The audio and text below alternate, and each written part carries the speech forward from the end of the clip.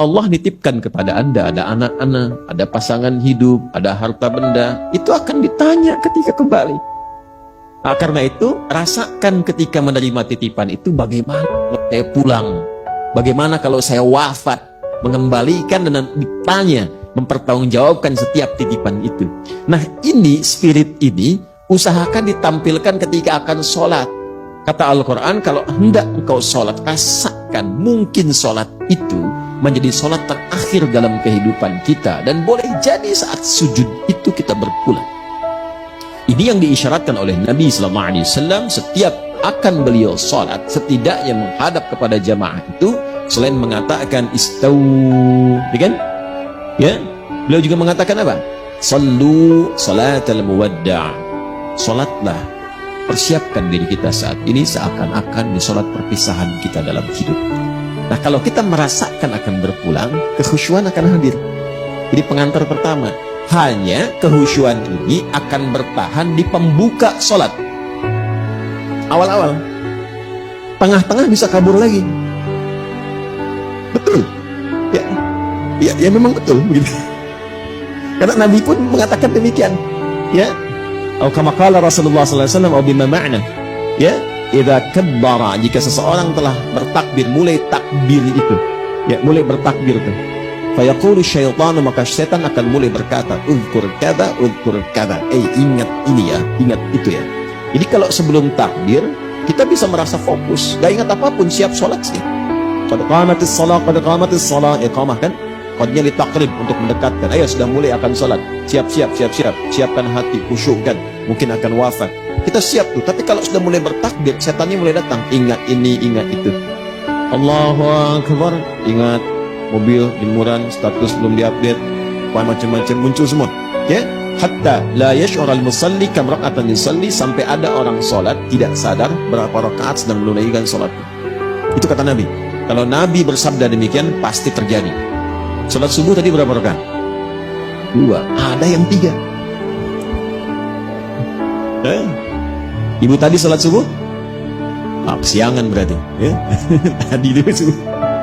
Ya?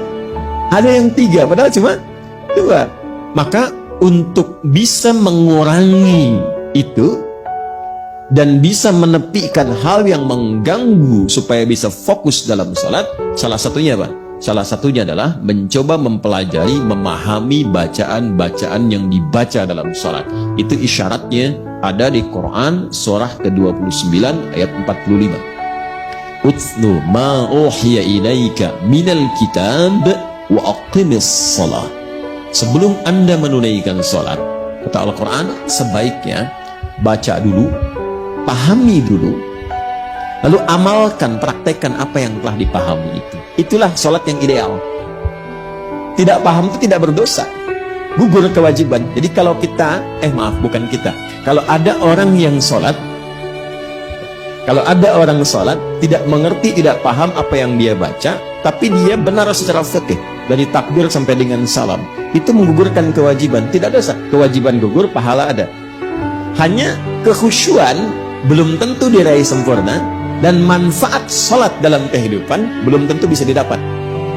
Ya, apa di antara manfaat itu? Teruskan ayatnya. Innas salata tanha 'anil fahsya wal munkar. Salat yang benar, yang paham bacaan ini, yang mengerti tentang gerakan-gerakan kenapa mesti begitu, sehingga saking pahamnya ruku itu terasa nikmat, sujud tuh enak gitu ya. Sampai banyak kisah dulu kita dapati, ada orang sedang sholat, anak panah lewat pun diam saja, ya kan? Ada kan yang demikian itu ya. Terus ada kisah yang sangat viral di antara seorang sahabat itu yang terkena duri di kakinya. Ketika akan dicabut tuh sebelum sholat tuh sakit, saking sakitnya tuh sulit untuk dicabut. Ada seorang mengatakan kawannya, tenang, saya tahu kapan waktunya itu dicabut. Ketika dia sedang sholat, baru kemudian dikeluarkan itu durinya itu, dan tenang saja, tidak ada perubahan ekspresi bahkan di wajahnya. Ya. Kalau mau lebih dahsyat lagi, ya ada lagi, ini kisah nyata. Saya tidak menyampaikan sesuatu yang cerita yang aneh-aneh gitu ya. Ada kisah setelah itu, ada orang yang memang harus diamputasi bagian tubuhnya, ya. Dan dulu kan belum ada obat bius seperti sekarang. Sampai kemudian sulit, berat. Aku khawatir membuat dia kesakitan, atau bahkan lebih daripada itu, bukan hanya pingsan, bisa lebih membahayakan. Tapi apa jawabnya? Dia sampaikan kepada dokternya, saya tahu kapan itu harus diamputasi. Lakukan ketika saya sholat. Tidak ada perubahan sedikit pun di wajahnya. Baru setelah salam, pingsan.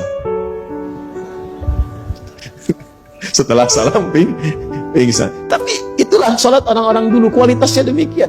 Jadi ia mengerti apa yang ia bacakan. Bahkan baru takbir pun sudah ada getaran pada jiwanya. Itu sudah takut. Saya kan dulu pernah ajarkan di sini kan.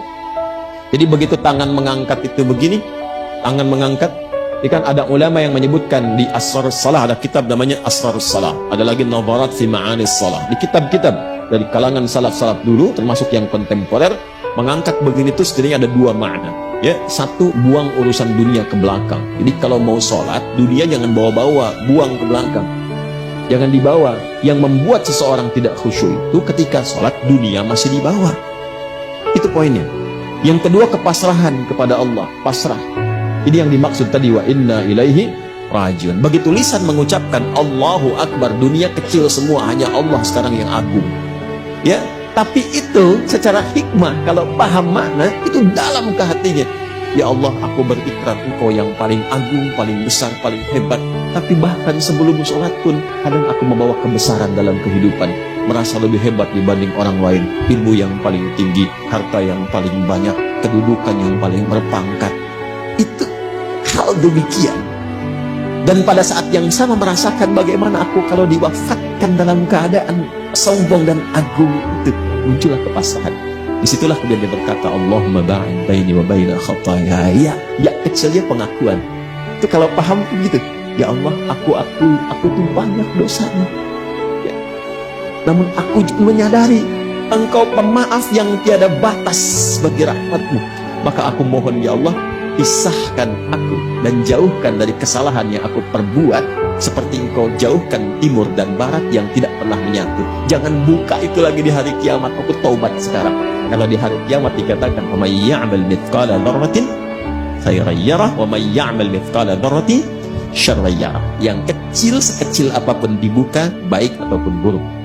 Allahumma naqqini minal khataaya kama yunaqqa ath-thawbul abyadu minan danas. Allahumma ighsilhu bil ma'i wath thalji wal barat. Kalau perlu ya Allah, bersihkan dengan apapun yang mampu menghilangkannya, sekaligus sekalipun aku mesti merasakan dengan sesuatu yang dingin ataupun sesuatu yang berkonsekuensi lebih daripada itu. Yang penting aku taubat.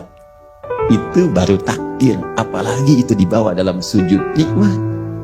Saking nikmatnya kadang-kadang tak sadar tiba ajal dan dia wafat dalam keadaan sujud. Nah, itulah yang dimaksud kehusyuan ketika itu dipahami dengan baik.